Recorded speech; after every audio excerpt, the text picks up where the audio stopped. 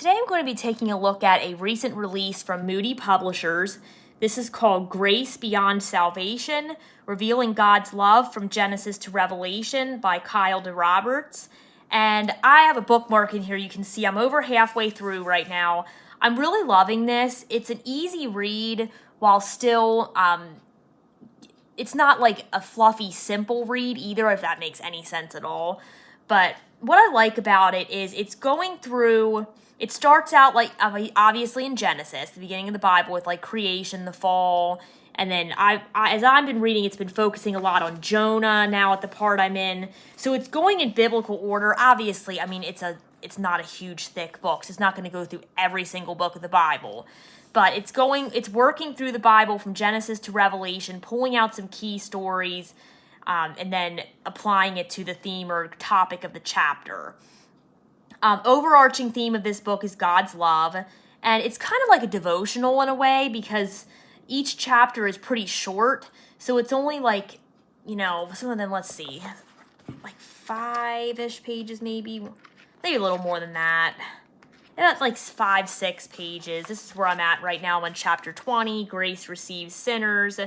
So this one it's going to start in the Gospel of Luke now. Like I said, I just went through a bunch of chapters on Jonah. So there are 3 parts to this story, to this book, with some interludes in there as well.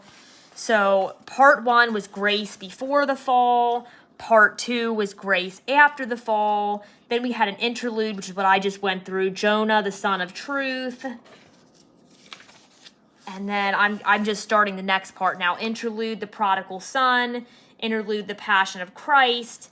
Part 3, Grace in the new heaven and new earth. Interlude, the resurrection. And then interlude, new heaven and new earth. So I like this. I'll give you a little bit more. I'll read the back of it so you can get a little bit more of an idea what it's all about, but I've really been enjoying it. It says, what is grace? It's likely so much more than you think. From the first verse in the Bible to the very last, there's a thread that holds humanity's story together. That thread is grace.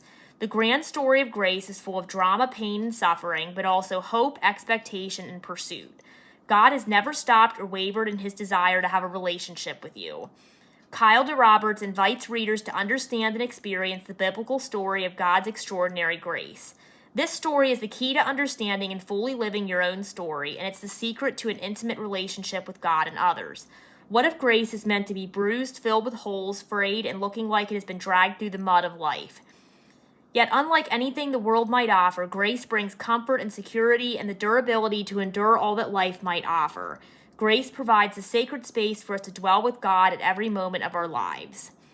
And then about the author, Kyle DeRoberts looks like he has a PhD from Dallas Theological Seminary. He's a department chair and associate professor of biblical and theological studies at Arizona Christian University in Glendale, Arizona, an adjunct professor at Dallas Theological Seminary, and pastor of the Minister in Residence program at Scottsdale Bible Church.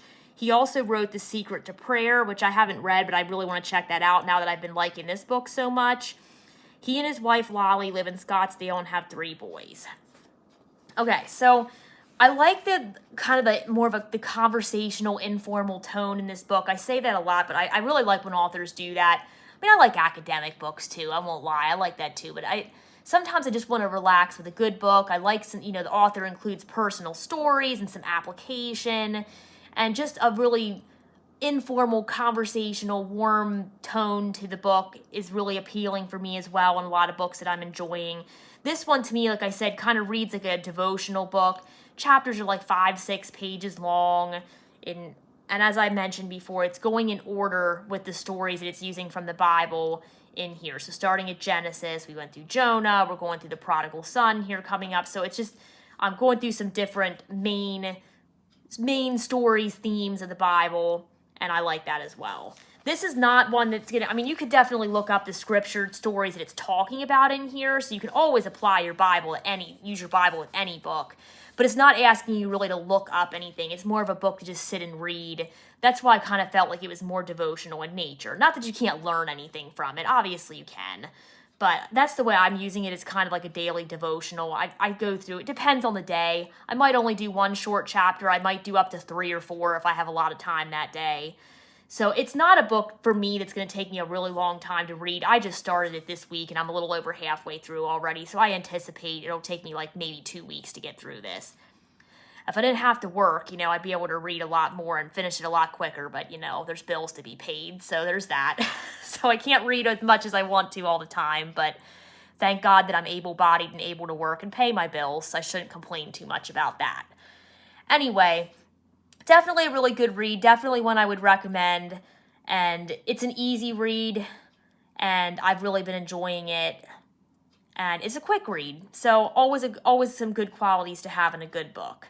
And I love that it digs into the Bible. Of course, most of the books that I read do, but I love that as well.